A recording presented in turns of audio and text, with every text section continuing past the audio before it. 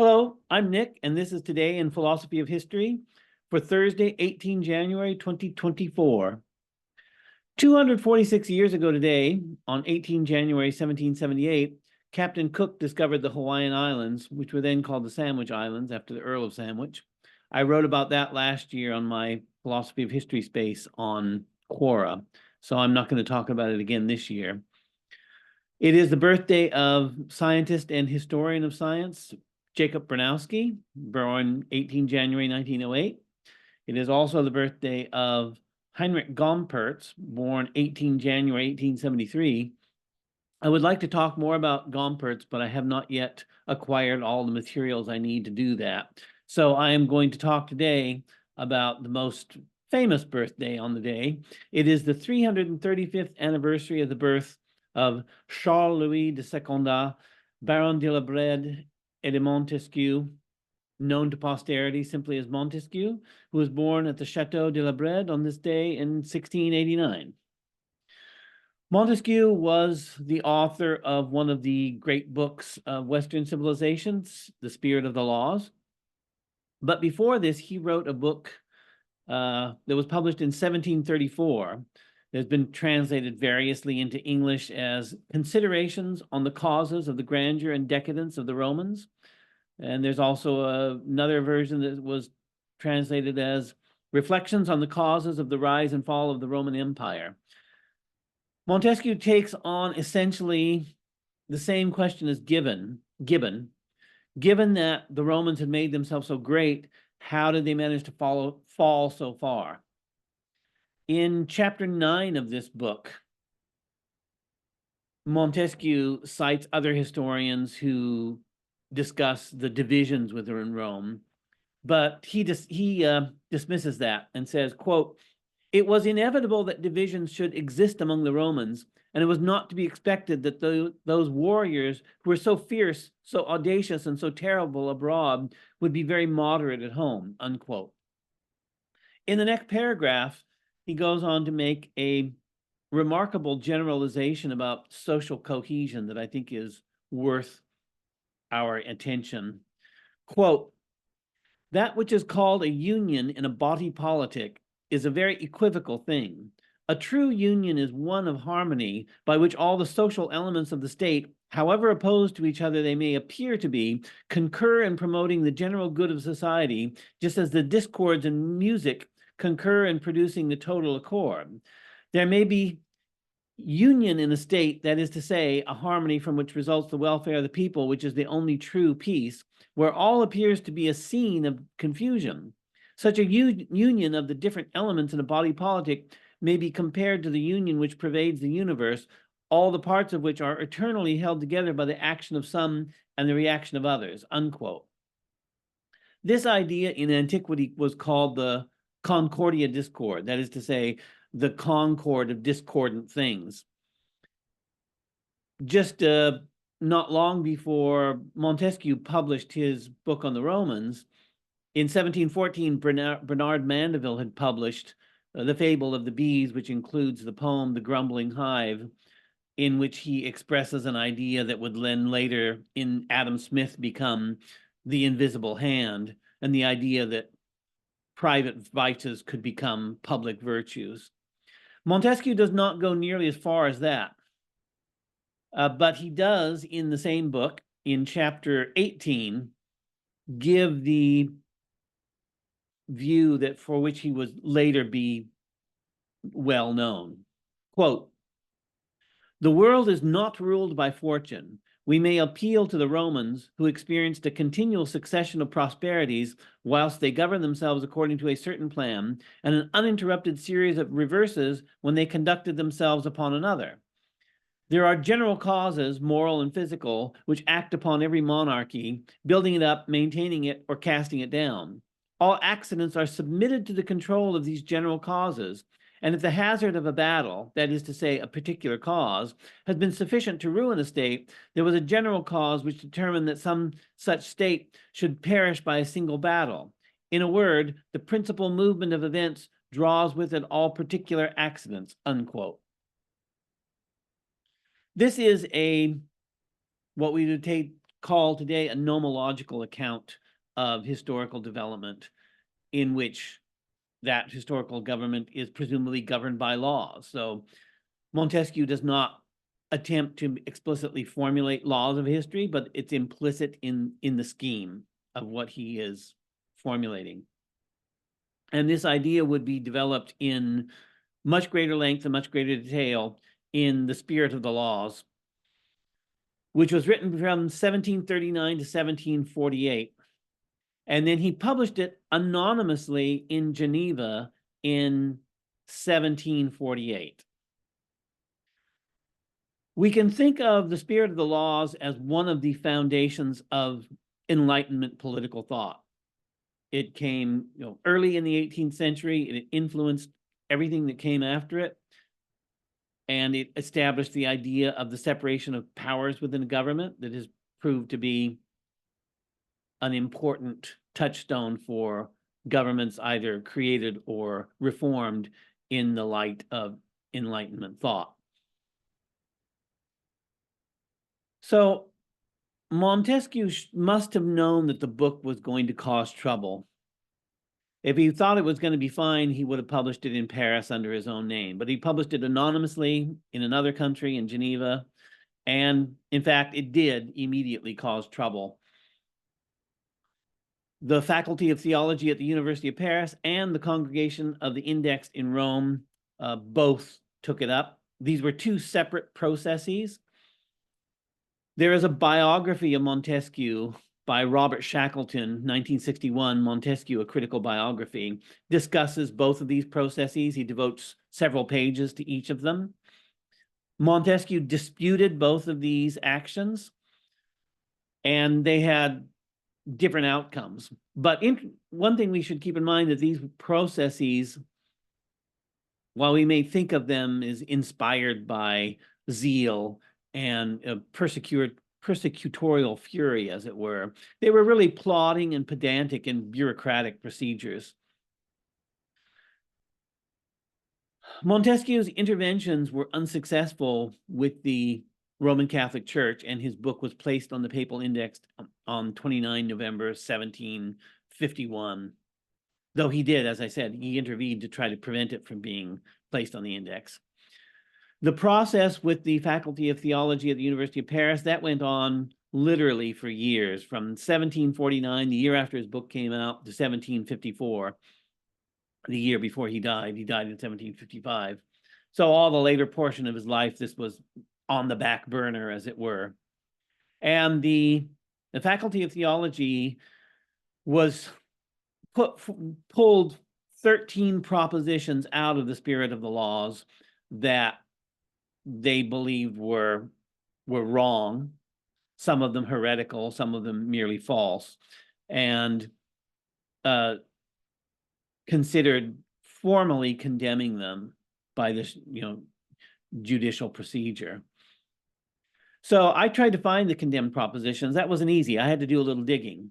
But in the Shackleton biography I just mentioned, he says that Montesquieu was pursued and part of a program to take issue with books hostile to religion. But he does cite a book in French from 1878 by Louis Vian, and I actually managed to find that book, and it does have the 13 propositions. So I will read the 12th proposition. Is pretty clear, and we can understand from it what the problem was. Virtue is not the principle of monarchical government. Honor, that is to say, the prejudice of each person in each condition, takes the place of virtue and represents it everywhere. You can understand why under a monarchical government, which France certainly was in 1748 when this was published, would not want a book saying that monarchical governments are not responsive to a principle of virtue.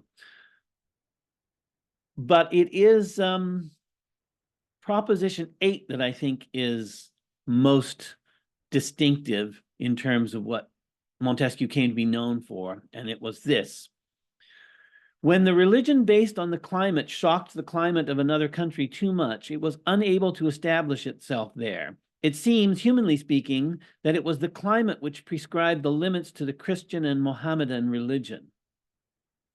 Once again, you can understand why the censors and what you could say the priestly class, well, they weren't just a priestly class, they actually were priests, would have objected to this. And he is in this passage associating the success and the scope of a religion with the climatological conditions of a geographical region. And this is what Montesquieu has been most associated with, is a point of view that we call geographical determinism, or sometimes environmental determinism. That is to say that geography or climate is a primary determinant of a human society, or you could say the primary determinant of an historical process.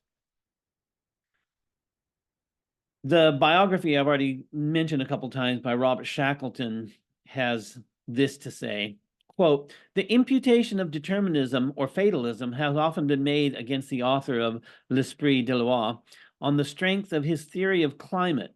A reply to this charge can be based on the instruction which Montesquieu gives to the legislator when confronted with a people climatically disposed in a certain way. The good legislator, he says, must resist the vices of the climate. The bad legislator will accept them. In hot lands, for example, in order to overcome the idleness engendered by the climate, laws should seek to remove all possibility of living without work," unquote. Also, in the same book, Shackleton writes, quote, "At the very beginning of the work, there's a vigorous denial of the fatalism of the Spinozists," unquote. The Spinozists refer to people who spawned followers of Benedict Spinoza, who was a rationalist philosopher of the preceding century, who was very influenced by Descartes and went on to become very influential in his own turn. And he offered a very deterministic metaphysical system.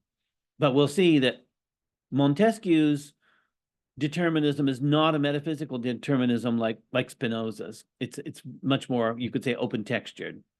In any case, when Shackleton mentions this vigorous denial of fatalism, I assume he is talking about, page 1, book 1, chapter 1, page 1 of Spirit of the Laws, writes, quote, "Those who have said that a blind fate has produced all the effects that we see in the world have said a great absurdity. For what greater absurdity is there than a blind fate could have produced intelligent beings," unquote. Well, you can easily imagine that we already saw that Montesquieu guessed that the book was going to cause him trouble, and he guessed right. And if he knew or could guess that the reaction to determinism would be as strong as it was, that he would start right out on the first page denying it because he knew people were going to construe it, or as it were, misconstrue it in this deterministic fashion. So he guards that right there on the first page.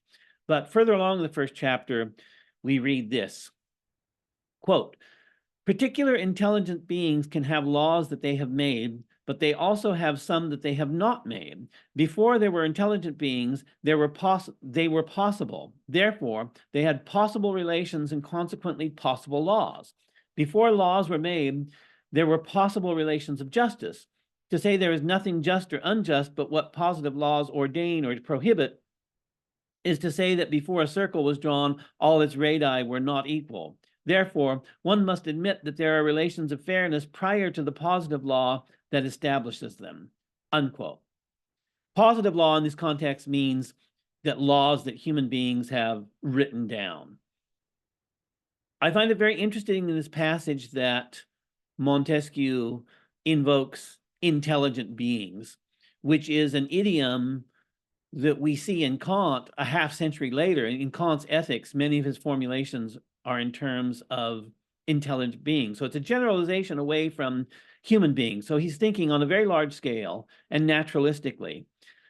I didn't find any papers or commentaries that took up this, but this would be another interesting place to do some further digging into Montesquieu. And I think one would find something interesting, whatever it was, whether Montesquieu came up with these naturalistic formulations of intelligent beings on his own, or whether he got it from and where he got it from. Either of those would be interesting to discover. I didn't get that far, though. At the end of the first chapter, he writes, "Man as a physical being is governed by invariable laws like other bodies. As an intelligent being, he constantly violates the laws God has established and changes those he himself establishes, i.e., positive laws. He must guide himself, and yet he is a limited being. He is subject to ignorance and error, as are all finite intelligences. He loses even the imperfect knowledge he has.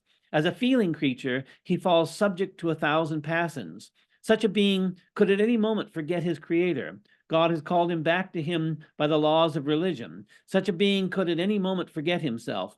Philosophers have reminded him of himself by the laws of morality. Made for living in society, he could forget his fellows. Legislators have returned him to his duties by political and civil laws," unquote.